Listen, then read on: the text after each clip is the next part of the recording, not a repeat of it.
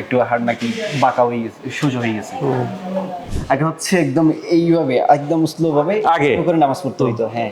আর এখন আলহামদুলিল্লাহ মোটামুটি আলহামদুলিল্লাহ। প্ল্যান করা যায়। আসসালামু আলাইকুম। আমাদের কারো কারো ক্ষেত্রে পিএলআইডি হয়, কোমরের সমস্যার কারণে আমরা সামনের দিকে ঝুঁকতে পারি না। এই যে তো রোগী কী করে প্রতিপাশে শশী হাসপাতাল সম্পর্কে খোঁজ খবর নেন, তারপরে সুই টুই নিডিল ভয় পান, ভয় পেয়ে অন্য জায়গা নেন। অন্য আমার পাশে যিনি আসেন অন্য 2 জায়গা নিয়েছেন, কোনো রেজাল্ট হয় নাই, পরে আবার শশী হাসপাতালে আসছেন। আসে কয়দিন ট্রিটমেন্ট নিলেন, কী করলেন, ওনার মুখ থেকেই শুনবো। আপনার কি অসুবিধা হয়েছিল?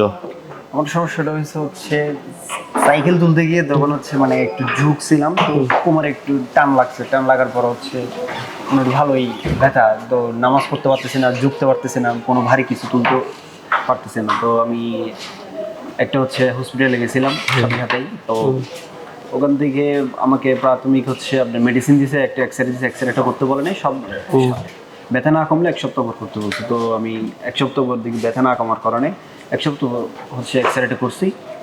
করার পরে মানে আমার বলছে হচ্ছে কোমরের মানে মেরুদণ্ড একটু হাড় একটু সোজা হয়ে গেছে। তো এরপর হচ্ছে আরও একটা হসপিটালে গেছিলাম সরকারি, তো ওখানেও সেম মেডিসিন দিছে। তারপর হচ্ছে ওনারা এক্সরে রিপোর্টের ভিত্তি ওটার উপরে হচ্ছে মেডিসিনগুলো দিছে, কিন্তু তাও কমে নাই। তো লাস্ট পর্যন্ত ভিডিও দেখলাম কোথায় যাওয়া যায়, তো অবশ্যই হাসপাতালের ইয়েটা পাইছি এখানকার। তাহলে আমাদের এখানে 15 দিনের প্যাকেজ দিয়েছি, নেওয়ার পর আজকে চতুর্থ দিনে মোটামুটি আলহামদুলিল্লাহ। তো এখন কি ব্যান্ড হওয়া যায়? হ্যাঁ, এখন ব্যান্ড হয়ে দেখেন।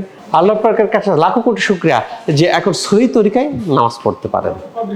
এই যেহেতু যাদের কোমরে ব্যথা, ঝুঁকতে পারে না, হাত পায়ে শক্তি পায় না, ঝিমঝিম করে, অবশ লাগে, হাড় ক্ষয় হয়ে যায়, জেলে বেরিয়ে যায়, ট্রিটমেন্টের অন্যতম আস্থার স্থান শশী হাসপাতাল।